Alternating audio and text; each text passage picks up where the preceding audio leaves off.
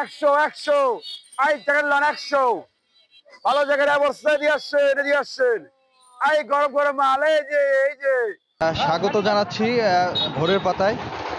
প্রিয় দর্শক, আমি এই মুহূর্তে আছি বরগুনা থানাপাড়া এলাকায়। এখানে আমরা একটি শীতের গরম পোশাকের দোকানের সামনে দাঁড়িয়ে আছি। এখানে দেখতে পাচ্ছি যে শীতের গরম পোশাক কিনছে সাধারণ শ্রমজীবী মানুষ। আমরা আহ, আজকে গত 36 ঘন্টা পরে কিন্তু আজকে এই সূর্যের আহ, উঠেছে এই বরগুনা জেলায়। আমি আপনাদেরকে দেখাতে চাচ্ছি যে আমার পিছনে অনেক মানুষ, শ্রমজীবী মানুষ, তারা এই শীতের গরম পোশাক কিনছেন এবং শীতের মোকাবেলায় তারা কিন্তু এই গরম পোশাক কেনাকাটা করছে। সেই চিত্র আমি আপনাদেরকে দেখাবো। আমি আরো একটি বিষয় আপনাদেরকে জানিয়ে রাখতে চাই যে আজকে রাত্রে বরগুনা সদরের বিভিন্ন এলাকায় কিন্তু মসজিদের মাইকিং এর মাধ্যমে কিন্তু ডাকাইতের একটি আতঙ্ক ছড়িয়ে দিয়েছিল, যে কারণে হচ্ছে আজকে অনেক প্রান্তিক মানুষ কিন্তু তারা এই ডাকাতের আতঙ্কে কিন্তু তারা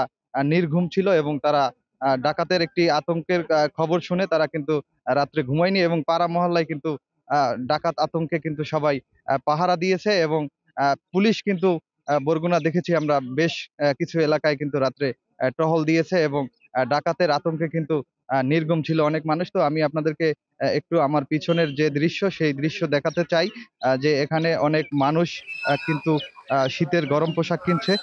এই ভালো মাল আসছে এদিকে আসছেন মালায় বসে দিয়ে আসছেন একশো একশো 8 টাকার লন 100 ভালো জায়গায় অবস্থায় দিয়ে আসছেন এই গরম গরম মাল এই যে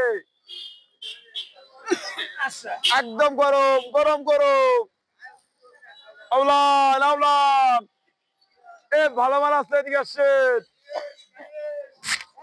করে করে আসেন